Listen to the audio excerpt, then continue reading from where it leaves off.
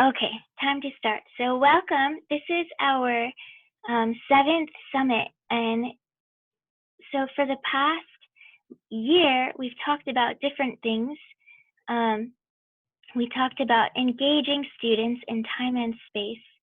And we talked about rhythm and rounds and introduced that idea for the classroom, how to start class in March, and in April we talked about curriculum development. That was a workshop we had in person.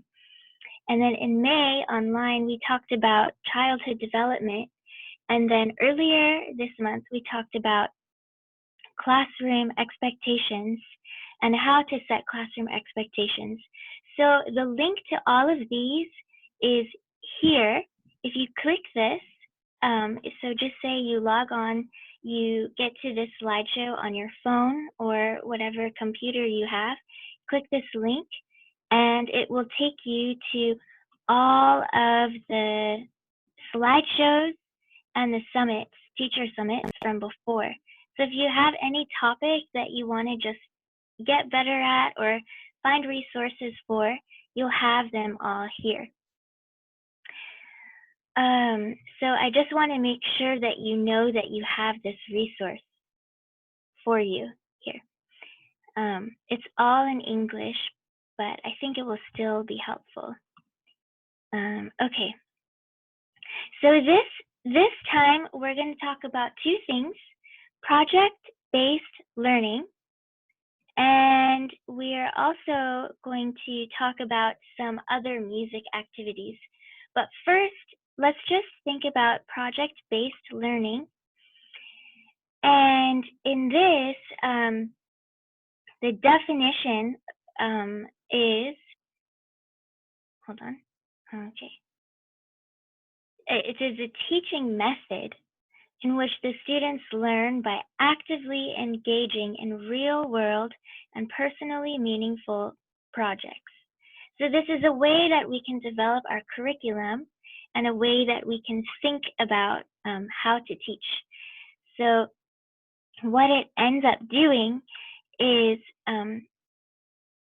students gain knowledge and skills by working for an extended period of time to investigate and respond to an authentic, engaging, and complex question, problem, or challenge. So you can use this format or this idea to create a lesson that could last up to 1 month or 2 months, because you're trying to solve a problem together. And it really starts off with a question or a problem. So what real world problem do you want your students to kind of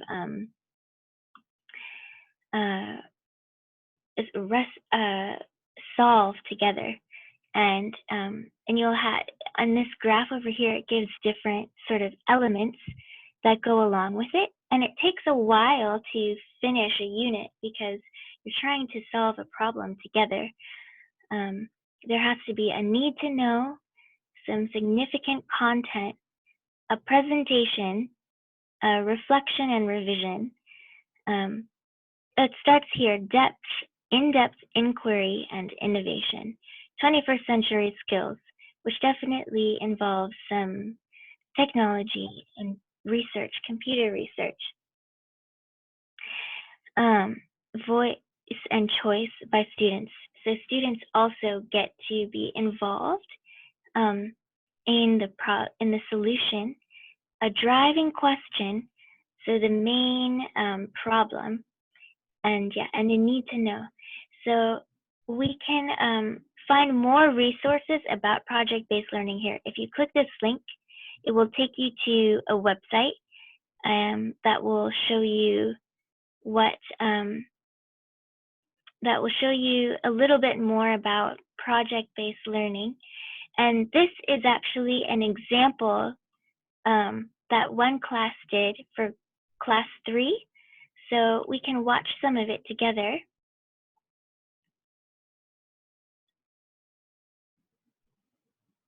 One second. I only make sure that my computer's sound is on. Okay, great. So we're going to start here. It's class 3 and it's called Tiny You House. are going to design a home. You're going to plan a home. You're going to build a home. This project, the Tiny House Project, is where students are designing tiny houses. Remember, when you're going to build this, we have to think about who's living in the house. There was a boom in tiny homes, just the idea of living in one, just because in the city the population is growing and there's more people, less room, and maybe a tiny house is more cost efficient, more green. Would you like to have your own room? Yeah. Would you like to have your own space? Yeah. Okay. The driving question was, how can we, as a design team, design a house for clients, taking into consideration budget and location and personal preferences? The entry event was Minecraft. So they used Minecraft to build just a house that they would build for their family. This is inside the house. This is where, like, the sofa, and over here is where I sleep. They're able to use their creativity. They're able to appropriate for their project to their clients. What is the minimum square footage you want? 400 feet. Do you want a second story? Yes, second story would be good. Okay. Okay, yeah, that'd be cool. I think it's important for them to know that there's a real client because it gives the project more authenticity. Would you like to have a garden outside your house? Yes. When they form a relationship with the client, then they start to care about what the client thinks. This is the final product. This is what the construction documents look like. But not too different from that concept drawing, right? We have the bedrooms up here, master bedroom in the corner. So I asked an expert to come and present to the students, and he was actually a structural engineer. You're going to see elevations. Just kind of look at what kind of information is on there. How do you tell a wall is a wall? You can see you put two lines parallel to one another. And we talked about making blueprints and what does that look like, or having a layout. Look, it even has fence right here.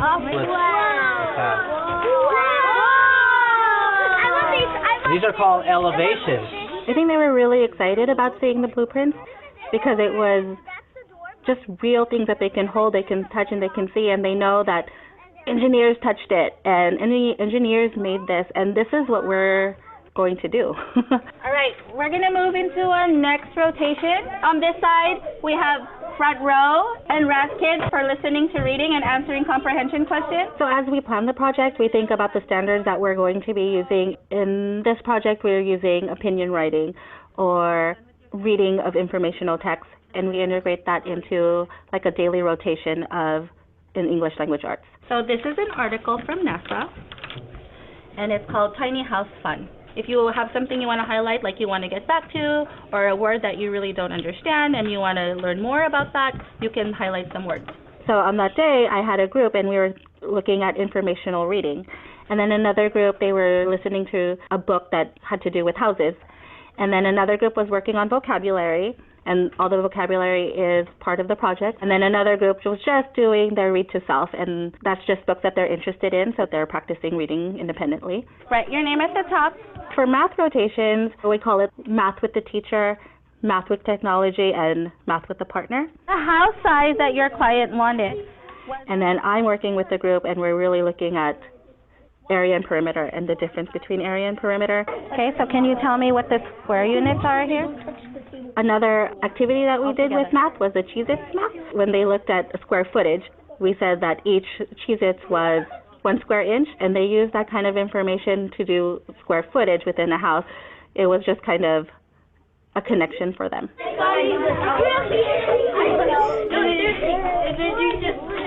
To help them refine their designs of their homes, students went through a feedback protocol. I turned the bathtub from here to here because I know that you can't get through the toilet if you look like that. There's a bathroom with the shower. Yeah.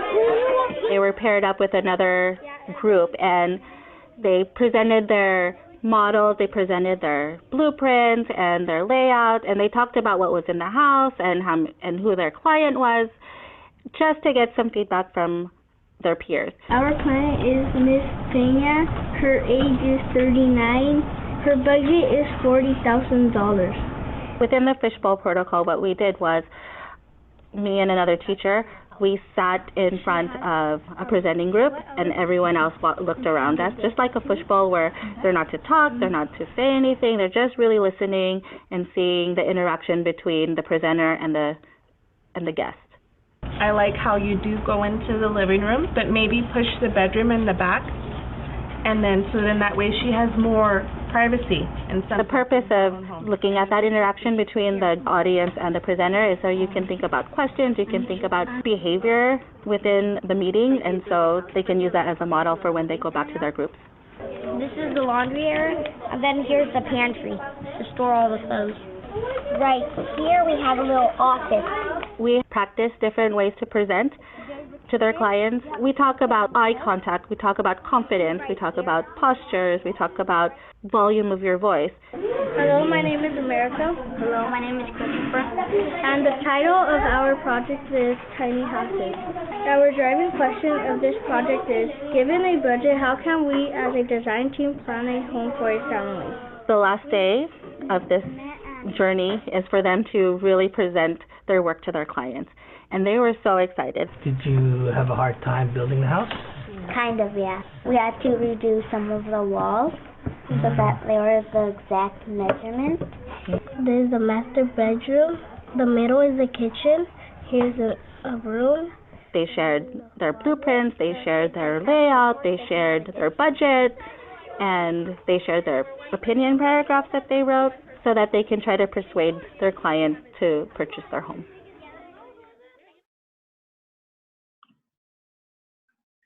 So that is one idea or one example of project-based learning. So you can see that they had a problem, which was how to make a small house.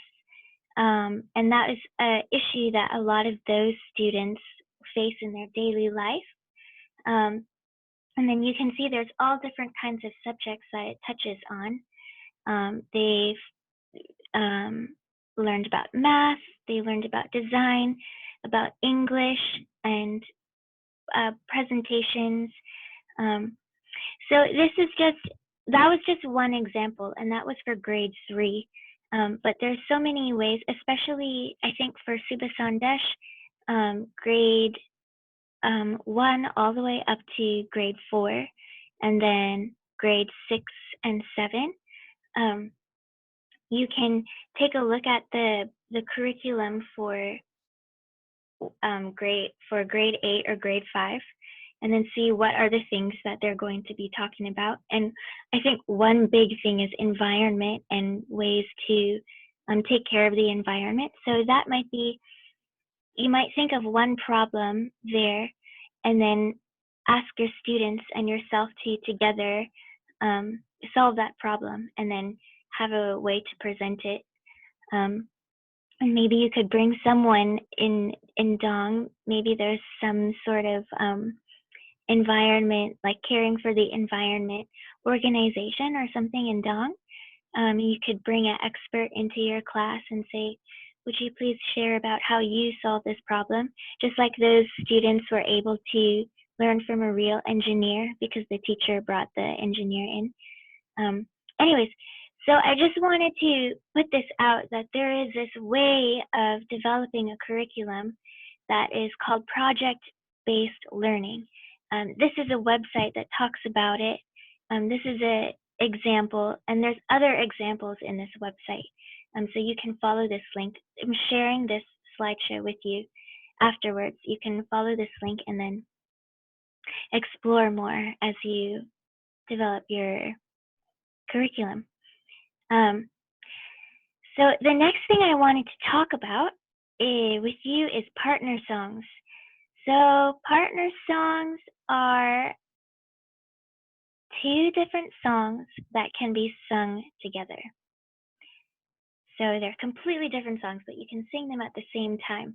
And what this does in your class, you might be teaching a different class, like you might be teaching math, but bringing a song into class is always a good thing. And if your students are already familiar with music, because I think they'll be doing music in their own music class, then it's just one way for them to re-engage, be present in the classroom, work with their classmates to do something good together, and then you can have them be present after they sort of like have a moment in their mind where they can enjoy something or be successful at something. It just sets them up for learning or being curious. So what it does is it increases confidence and independent singing and listening in the classroom. And it also increases student engagement and participation. So one example, and you'll have the resource for it over here. I've put a couple examples of partner songs in this in this folder. So you can always go to this link to find them. But I just want to show you one example. So there's two different songs, Are You Sleeping and Row, Row, Row Your Boat, that go together. So if you remember, we learned about Are You Sleeping already. It's around, are you sleeping, Brother John, Brother John? Morning bells are ringing, ding, ding, dong, ding, ding, dong. And then you have another round called Row, Row, Row Your Boat. Row, row, row your boat gently down the stream. Merrily, merrily, merrily, merrily, life is but a dream. So there's these two different songs, but they actually go together. So we'll watch the video of one teacher who used it during his virtual music lessons, so you can see how they go together. This is the checkers game where grandson and granddad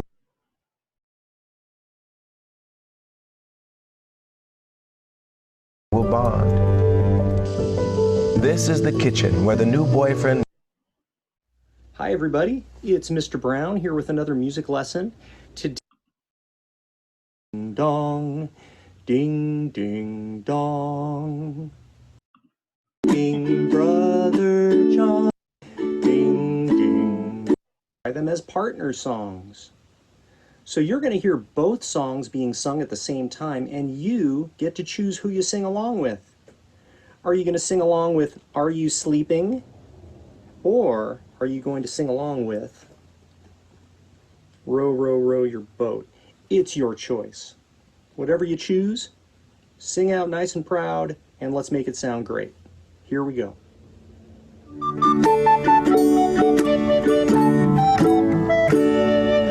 Are you sleeping? Are you sleeping? Brother John, merrily Brother John.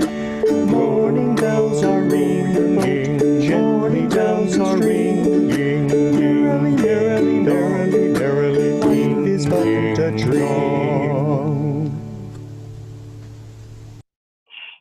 So you heard those two songs being sung together. And if you follow this link, you'll see it written out in a piece of music. So the first one we have here, the first song, Are You Sleeping? Are you sleeping, Brother John, Brother John? Morning bells are ringing, ding, ding, dong, ding, ding, dong, here. And then you have the next song, so there's a double bar here. Row, row, row your boat. So this is the melody. Row, row, row your boat gently down the stream. Merrily, merrily, merrily, merrily, life is but a dream. And it goes twice. By the way, this is really good for your students to also work on their English pronunciation. Singing really helps with pronunciation. For me, when I sing a Nepali song, I have to pay attention to my Nepali pronunciation a little bit more. But it's easier when I'm singing than when I'm speaking. So if your students are practicing English, this is good. And merrily happens really fast. So they have to merrily, like it's good. They'll learn how to pronounce English words. And then you'll see here how it comes together. So these two lines happen at the same time. So they sing, one group can sing R and one group can sing row. So you split them up into two different groups. You sleeping, or row, row, row your boat. And so so one group will follow this line at the same time one group's following this line. and then they jump here. So here's the first song, here's the second song. So that's how it looks. So you have this sheet of music also, so you can totally use it, print it out, copy it, share it. This was made for you to use for your students. And so just say it's really hot in your classroom and the fan is blowing and the students are like falling asleep, and you really want them to learn this one concept. Then you can just take a break and then have them sing this.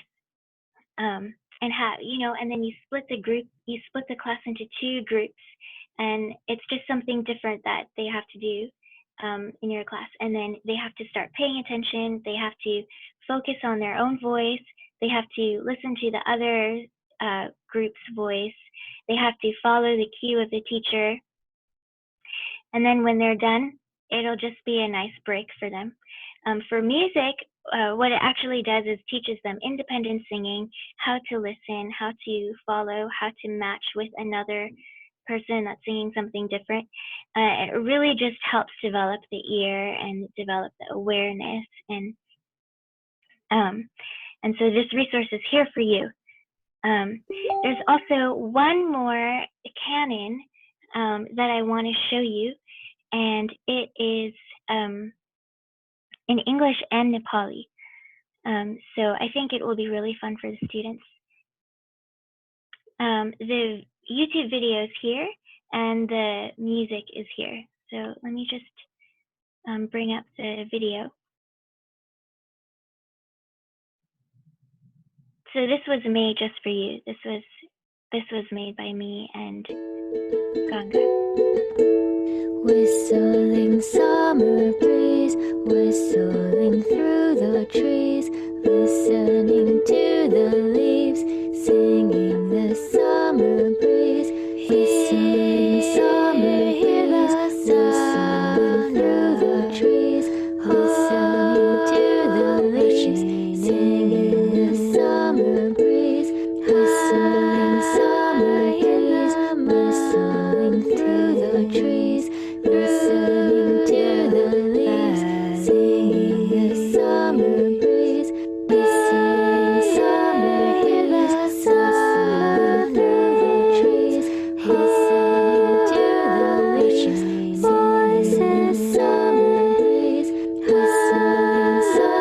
breeze, whistling through the trees, listening to the leaves, voices summer breeze.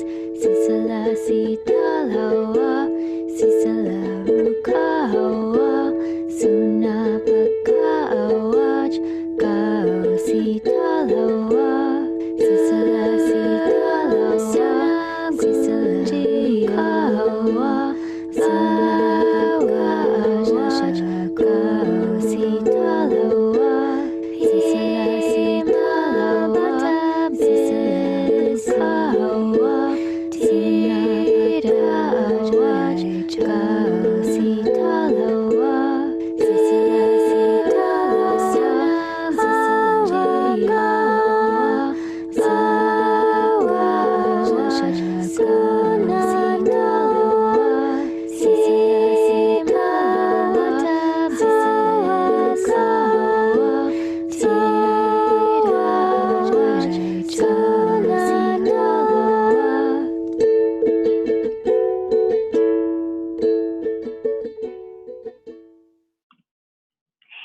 So that's another canon that you can do with your kids.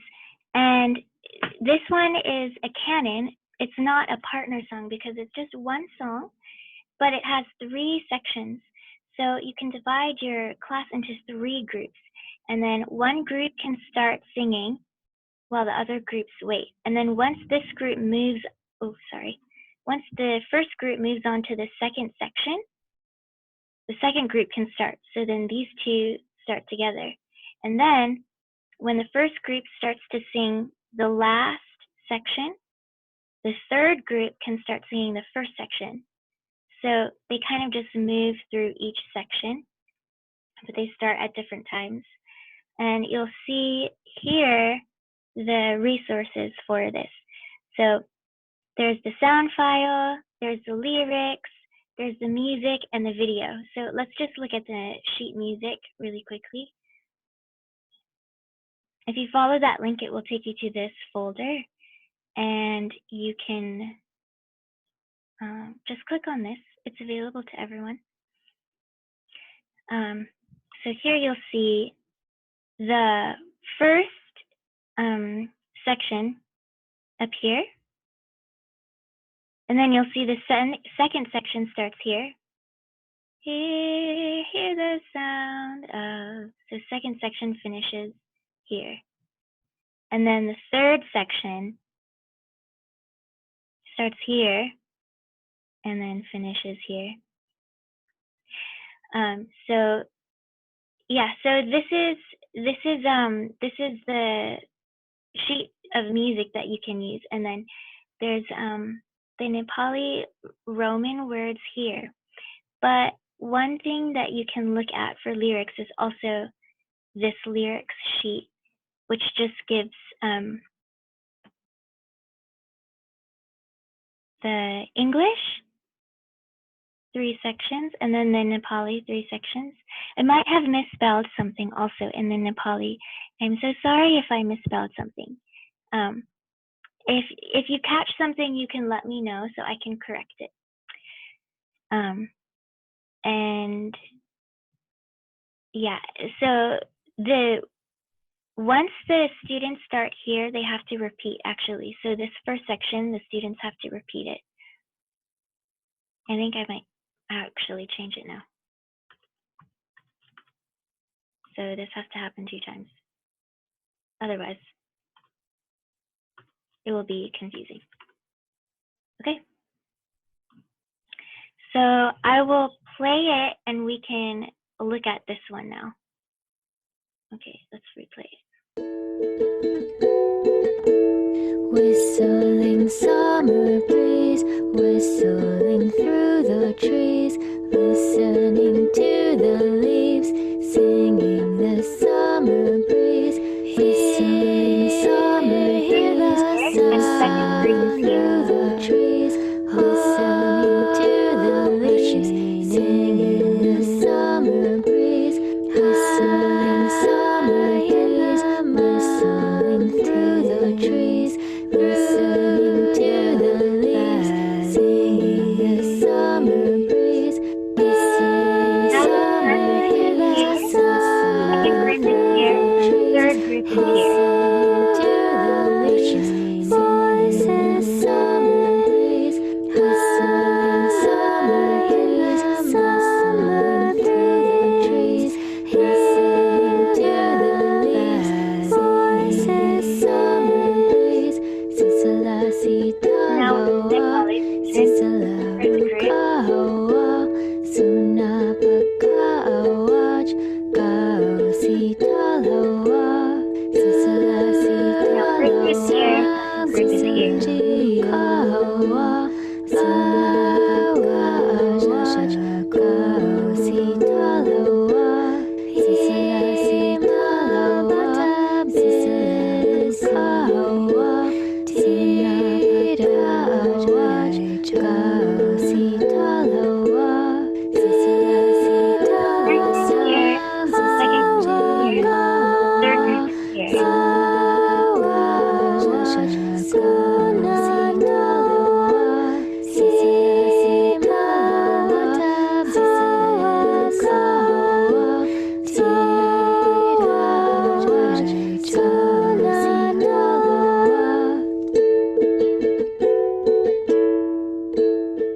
So this is for you to use, like do whatever you want with it, and I think your students will also really enjoy it and find it refreshing. All the links to all of these things are in this slideshow, and they will be shared with you. I was gonna say, yeah, do you have any questions or anything about partner songs or canons or project-based learning that you want to ask right now?